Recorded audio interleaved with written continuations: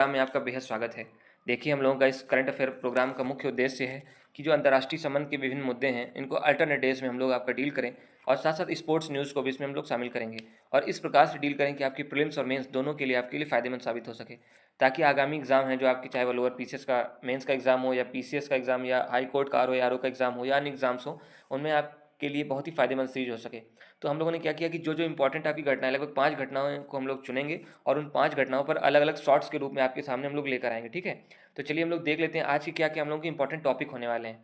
तो जो आज के हम लोगों के इंपॉर्टेंट टॉपिक हैं, देखिए, अगर हम लोग इंटरनेशनल रिलेशन के हिसाब से देखें, तो इंटरनेशनल रिलेशन के हिसाब से हम लोगों का एक अब्राहम समझौता, फिर चोल दाम्पत्य जो नीदरलैंड्स लाए गए उनको लेकर हम लोग देखेंगे, इजराइल हिजबुल्लाह संघर्ष को देखेंगे और नेपाल हालिया घटनाक्रम को देखेंगे। तो 4 हम लोग ये टॉपिक इस तरीके से कवर करेंगे ताकि जो प्रीलिम्स और मेंस को हम लोग ओरिएंटेड कर सकें और साथ-साथ आपको हम ये दिखाएँगे कि देखिए, जब आप करंट को पढ़ो तो किस तरीके से उसको आप जीएस से कनेक्ट करके पढ़ो और जीएस के उन क्वेश्चंस को सोचते चलो जो आपकी पीवाईक्यू में पूछे गए हैं, हम लोग वो भी करके दिखाएँगे आपको, ठीक है? और वहीं स्पोर्ट्स में हम लोग सिंगापुर ओपन खिताब और आईपीएल 2026 को देखेंगे। तो चलिए बिना देर करे हम लोग स्टार्ट कर लेते हैं और पहला आपका बहुत ही इंपॉर्टेंट टॉपिक होगा, वो होगा सिंगापुर ओपन खिताब। एक ऐसा क्वेश्चन जो आपके 101% एग्जाम में आना ही आना है, ठीक है? तो आप क्रिकेट की हलचल में बैडमिंटन को मत भुलाएं मतलब सिंगापुर ओपन चैंपियन बहुत इंपॉर्टेंट क्वेश्चन होगा, क्योंकि भारत की पहली ये जोड़ी बनी है खिताब जीतने वाली। तो देखो, आप अगर भूल जाओ तो इनका नाम कैसे याद रखना है, तो बैडमिंटन की इनको शाहरुख खान और सुनील शेट्टी के नाम से याद रखा जाता है। तो देखिए, शाहरुख खान का मतलब SR, सात्विक साईराज रेड्डी नाम लिखा है, और दूसरा नाम क्या है, चिराग शेट्टी, तो सुनील शेट्टी से शेट्टी याद रखो। तो आपका सात्विक साईराज और रंकी रेड्डी, सात्विक साईराज रंकी रेड्डी एक ही नाम है। चिराग शेट्टी ने पूर्व विश्व नंबर 1 जोड़ी जो रविवार को आपका ये फाइनल हुआ, उसमें इंडोनेशिया की फजर अल्फियन और मोहम्मद शोएबुल फिक्री की जोड़ी को हराकर अपना पहला सिंगापुर ओपन बैडमिंटन खिताब जीता। और देखिए, एग्जाम में आपसे कैसे पूछेगा कि बताइए किस देश के खिलाड़ियों को हराया, तो ये इंडिया के हैं, तो इंडिया से इंडिया को याद रखना, इंडोनेशिया हो जाएगा, ठीक है? अब देखिए, ये इनके कैरियर का कौन सा आपका BWF विश्व टूर खिताब है, 9वां। लेकिन अब इंपॉर्टेंट पॉइंट क्या है इसमें, इसमें इंपॉर्टेंट पॉइंट आपका अगला ये है कि सिंगापुर ओपन में पुरुष आपका डबल्स खिताब जीतने वाले, ये देखिए लिखा हुआ है, पहले क्या है, भारतीय हैं, ठीक? और वहीं इसके साथ साथ 2024 में थाईलैंड ओपन का भी खिताब जीत चुके हैं। तो 3 आपके इंपॉर्टेंट पॉइंट हैं जो आपको सिंगापुर ओपन चैंपियनशिप से याद रखने चाहिए थे। अब ये कहाँ हुआ, तो बिल्कुल कॉमन सेंस की बात है, चूंकि सिंगापुर ओपन है तो सिंगापुर में ही होगा, ठीक है? तो जहाँ स्पोर्ट्स की, आज हम लोग दूसरी खबर की ओर चलते हैं। देखिए, दूसरी खबर भी काफ़ी इंपॉर्टेंट है, वो है IPL 2026 संपन्न हुआ है। तो देखिए, कौन कौन से क्वेश्चन आ सकते हैं, हम लोग सीधे उसको करते हैं। तो पहला क्वेश्चन आपका ये पूछा जा सकता था, कौन टीम जीती, किसे हरा कर जीती? तो IPL का खिताब आपका जीता RCB ने और गुजरात टाइटंस को हरा कर जीता है, ठीक है?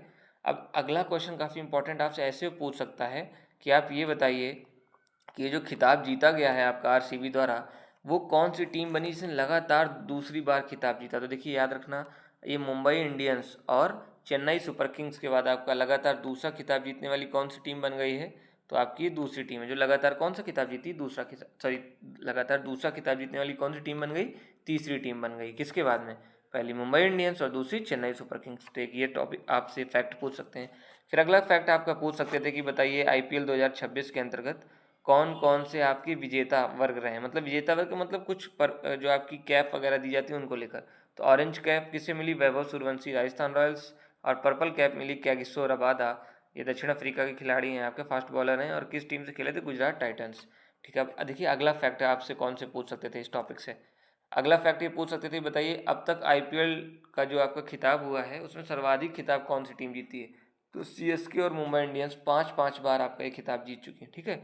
वहीं KKR आपका 3 खिताब जीत चुकी है। तो RCB इस तरीके से किस नंबर पर आ गई? चौथे नंबर पर आ गई 2025 और 2026 के खिताब के साथ में। तो ये आपका फैक्ट पूछ सकते थे। वहीं एक फैक्ट आपका हो सकता है विराट कोहली से जोड़कर पूछ दें कि 22 player of the match award के साथ विराट कोहली आपका रोहित शर्मा धोनी को पीछे छोड़ दिया, मतलब सभी भारतीय खिलाड़ियों को उन्होंने पीछे छोड़ दिया है, किसमें? Player of the match award के साथ में।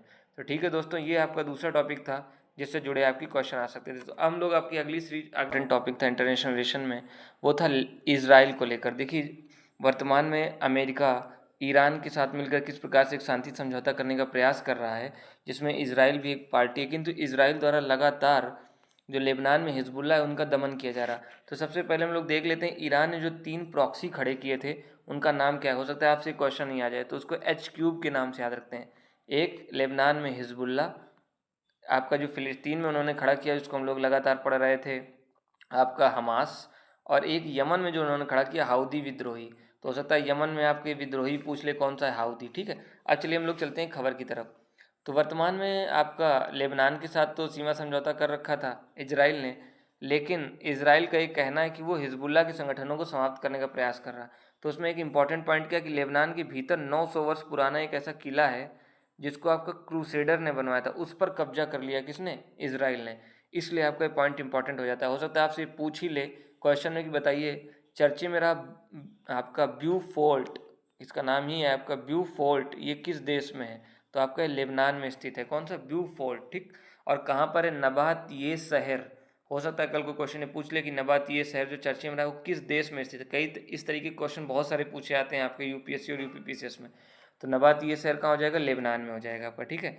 अब आपका इसराइल की बहुत बड़ी सफलता मानी जा रही है। तो ये तो आपका न्यूज़ हो गया। हम लोग जल्दी से इसको ऐसा करते हैं कि एग्जाम पॉइंट ऑफ व्यू से इसको मैप में भी देख लेते हैं। तो अगर आपको याद होगा हम लोगों ने इसराइल पर एक ट्रिक की थी, जल्दी से आप याद कीजिए क्या थी? लास जाम, लेबनान, सीरिया। ये देखिए आपको लेबनान दिख रहा है, ये हो गई सीरिया, ये हो गया जॉर्डन और ये हो गई मिस्र। 4 देश हैं और लेबनान का यही आपका दक्षिणतम बिंदु है जहाँ पर आपका इन्होंने अभी क्या किया? अटैक किया है। तो इसलिए आपको ये याद रखना चाहिए था, ठीक है। आपका जो आज की पहली खबर है वो पहली खबर थी कि नीदरलैंड से भारत वापस लाए गए चोल काल के ताम्रपत्र। तो हम लोग इनको 2 तरीके से देखेंगे। देखिए पहला तरीका क्या होगा कि हम लोग ये देखेंगे कि जो चोल काल के ताम्रपत्र हैं उनका क्या इंपॉर्टेंस है, उस पर क्या क्वेश्चन आ सकता है। और दूसरा हम लोग नीदरलैंड को देखेंगे, ठीक है। तो देखिए जो चोल काल के ताम्रपत्र लाए गए, जो नीदरलैंड की यात्रा हुई मई 2026 में भारत के प्रधानमंत्री द्वारा, तो चोलकालीन आपका ताम्रपत्र अभिलेख सेप्पू-पट्टियम इसका नाम था, वो वापस लाया गया। इसके साथ साथ 21 बड़ी और 3 छोटी ताम्रपत्र आपकी शामिल हैं। हम लोग जल्दी से देखते हैं इसका महत्व क्या है। तो देखिए जो ताम्रपत्र लाया गया इसका महत्व आपका ये है कि इसमें चोल साम्राज्य का जो इतिहास है, उसकी जो सामुद्रिक शक्ति है और दक्षिण पूर्व एशियाई देशों से जो संबंध है उनका उल्लेख मिल जाता है।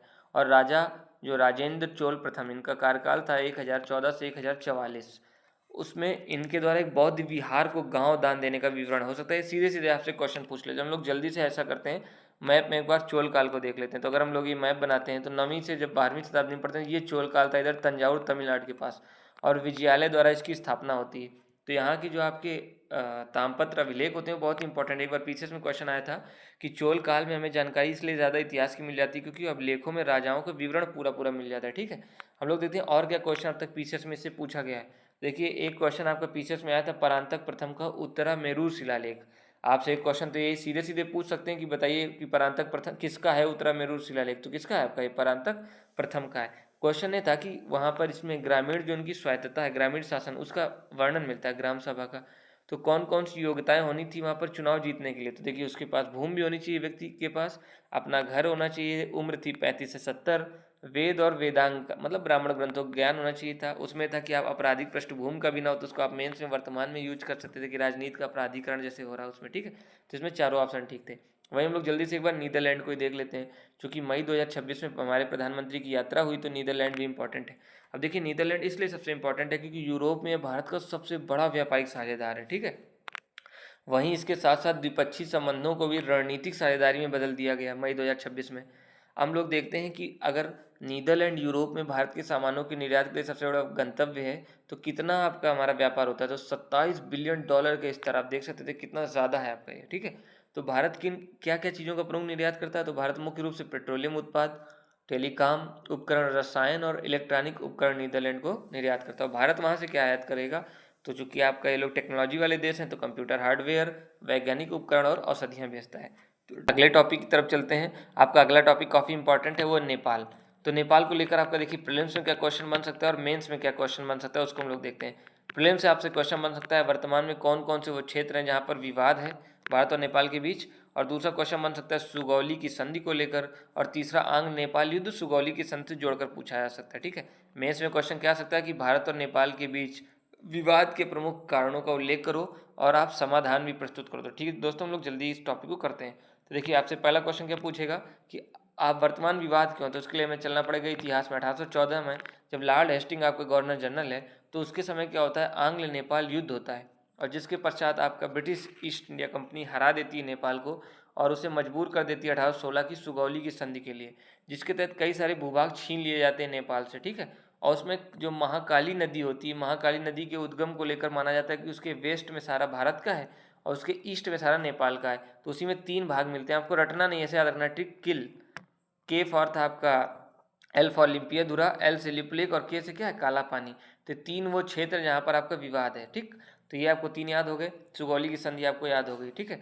अब देखिए वर्तमान आपका ये इतना ज़्यादा चर्चे में क्यों आ गया मामला, क्योंकि वर्तमान की जो नेपाल के प्रधानमंत्री इन्होंने कहा था कि भारत ने ही कब्जा नहीं कर रखा, अभी तो नेपाल ने ही कब्जा कर रखा है। और इसके लिए उन्होंने कहा कि वो नेपाल को तो लाएंगे, भारत को भी लाएंगे, चीन ब्रिटेन 4 देशों को लेकर बैठा लेंगे। तो ये काफ़ी चिंताजनक मामला है, क्योंकि बायलैटरल होना चाहिए दोनों देशों के बीच में। हम लोग देखते हैं आपका प्रीलिम्स में क्वेश्चन क्या आया था इस पर। प्रीलिम्स में क्वेश्चन देखिए आया था 2025 के पीसीएस में कि 1816 की सुगौली की संधि के तहत ब्रिटिश ईस्ट इंडिया कंपनी द्वारा कौन सी जगह प्राप्त हुई। ये सीधे आपका लोअर पीसीएस में रिपीट हो सकता है क्वेश्चन। देखिए काठमांडू तो राजधानी नेपाल की, इसको कॉमन सेंस से आप कट कर दोगे। शिमला 1830 में जाकर आपका अंग्रेजों का कब्जा होता है। तो रानीखेत और नैनीताल ये दोनों उत्तराखंड के प्रमुख क्षेत्र थे। तो आपका ये बिल्कुल ठीक हो जाएगा। ऑप्शन नंबर 3 और ऑप्शन नंबर 4 किस ऑप्शन है, ऑप्शन नंबर 20 का राइट आंसर हो जाएगा। आप इसे बेहतर तरीके से पढ़ सकें इसके लिए हम लोगों ने बाकी पीडीएफ वगैरह भी लगा दी है इसमें। अब देखिए मेंस में क्वेश्चन आपका जो आएगा उसको आप कैसे डील करोगे, तो वर्तमान 3 मुद्दे बताओगे आपका दोनों के विवाद के। पहला आप दिखाओगे कार्टोग्राफिक एग्रेशन, ये वर्ड आपका हर्षवी पंत ने दिया था, आप इसको यूज कर सकते हैं, दोनों के बीच कार्टोग्राफिक एग्रेशन चल रहा है। फिर दूसरा दिखाओगे चाइना फैक्टर, किस तरीके से चाइना फैक्टर आपका दोनों देशों के बीच में आपका प्रॉब्लम क्रिएट कर रहा है। फिर नंबर तीसरा दिखा दोगे वर्तमान आपका वैचारिक द्वंद्व जो चल रहा है आपका नेपाल में, कि नेपाल के जो वर्तमान प्रधानमंत्री किस तरीके से खुद को कुछ अलग ही साबित करना चाह रहे हैं, जिस कारण से वो अपने हर पड़ोसी देश के साथ क्या कर रहे हैं, विवाद क्रिएट कर रहे हैं। अब आप बताओगे कि क्या आपका तरीका क्या है, तो आप बताओगे चूंकि हमारा रोटी बेटी का संबंध रहा है प्रारंभ से ही, इसलिए भारत को बिग ब्रदर सिंड्रोम छोड़ना पड़ेगा और कैसे काम करने पड़ेगा, नेबरहुड फर्स्ट पॉलिसी के तहत। इसके लिए आप गुजरात डॉक्ट्रिन लिख सकते हैं, गुजरात डॉक्ट्रिन का हमें इस्तेमाल करना चाहिए। तो ठीक है दोस्तों, हम लोग या आप इसी तरीके शॉर्ट्स देखकर ही काम चलाना चाहते हैं, ठीक है। तो देखिए हम लोग आपका लास्ट टॉपिक ही चलते हैं, बहुत इंपॉर्टेंट टॉपिक है इस समय के लिए। वो है आपका अब्राहम एकॉर्ड, कि डोनाल्ड ट्रंप द्वारा किस तरीके से वर्तमान में पाकिस्तान और सऊदी अरब इन दोनों को प्रपोजल दिया गया कि आप लोग अब्राहम एकॉर्ड में शामिल हो जाइए। तो जल्दी से हम लोग पहले इसका इंपॉर्टेंस देखते हैं कि अब्राहम एकॉर्ड का इंपॉर्टेंस है क्या। तो देखिए डोनाल्ड ट्रंप अर्थात अमेरिका यूएसए ने डबल गेम खेला। एक और आपका वो चाह रहा था कि हम इसराइल को अधिक से अधिक खाड़ी देशों और आपका विश्व के अन्य देशों से मान्यता दिला दें, और दूसरी ओर ईरान को भी अलग थलग कर दें। अर्थात ईरान एक क्या है, शिया राष्ट्र है, तो अधिक से अधिक सुन्नी गुट को आपका इजराइल के साथ कर ईरान को भी अलग थलग करना चाहता था। कि ईरान में हम लोगों को याद था 1979 की क्रांति जो वर्तमान में काफ़ी चर्चे में रही थी, तब से आपका ईरान क्या है, राइवरली के रूप में यूएसए के लिए। तो इसके लिए वर्ष 2020 में आपका जो वर्तमान आपके राष्ट्रपति हैं यूएसए के डोनाल्ड ट्रंप अब्राहम एकॉर्ड लेकर आते हैं। क्योंकि अब्राहम आपका अब्राहमिक परंपरा से ईसाई, यहूदी और आपका इस्लाम धर्म निकले, इसलिए उसका नाम रखा गया अब्राहम एकॉर्ड। और उन्होंने सबसे पहले इसमें यूएई को और फिर बहरीन, फिर इसके बाद मोरक्को और सूडान अपने अपने लालच से आए, इन 4 देशों को इसमें क्या करा लिया था, शामिल करा लिया था। और अभी 5वें देश के रूप में कजाकिस्तान कुछ समय पूर्व शामिल हुआ था, तब काफ़ी चर्चे में रहा था आपका ये मामला। क्योंकि कजाकिस्तान की अगर हम लोग एक बार लोकेशन को देख लेते हैं, तो देखिए ये 4 देश कौन कौन से मैप से, देखिए यूएई, बहरीन, और इधर आपको दिख रहा है देखिए आपका सूडान, और एक कौन सा है, मोरक्को, ठीक है। तो ये आपके 4 देश, और फिर कजाकिस्तान सॉरी यहाँ पर मैप में नहीं है। तो कजाकिस्तान काफ़ी इंपॉर्टेंट देश है, क्योंकि वहाँ से एक बार फिर से बिग गेम की चर्चा होने लगी थी। आपको याद होगा कि बिग गेम की बात की गई थी अफगानिस्तान को लेकर। उसी तरीके कजाकिस्तान की अगर लोकेशन आप देखो, इधर है रशिया, इधर थे यूरोपीय देश। तो ऐसा था, ऐसा नहीं कि रशिया पर काउंटर करने के लिए इसे भी शामिल कर लिया गया है।